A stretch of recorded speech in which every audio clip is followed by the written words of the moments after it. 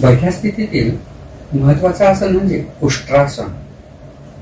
उष्ट्रासन हे बसून करावयाच्या आसनांमधलं अतिशय महत्वाचं. हे आसन केल्यानं उत्साह खूप वाढतोय, श्वसन संस्थेला व्यायाम मिळतोय, पाचन संस्थेला व्यायाम मिळतोय. वज्रासनामध्ये यायचे, सुरुवातीला वज्रासन करायचंय.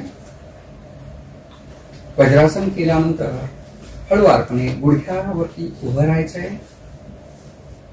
सुरुवातीला उजवा हात डाव्या टाचेवरती टेकवायचा आहे, नंतर डावा हात टाचेवरती टेकवायचा आहे.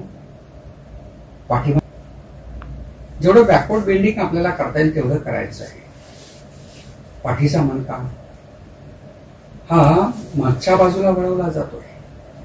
श्वसन संस्थेला व्यायाम मिळतोय, पाचन संस्थेला व्यायाम मिळतोय, रक्ताभिसरण संस्थेला व्यायाम मिळतोय, आपल्या एंडोक्राइन ग्लॅन्ड सिस्टमला व्यायाम मिळतोय, मेंदूला व्यायाम मिळतोय, घशाच्या स्नायूंना व्यायाम मिळतोय, कमरेच्या सांध्याला व्यायाम मिळतोय, गुडघ्याच्या सांध्याला व्यायाम मिळतोय.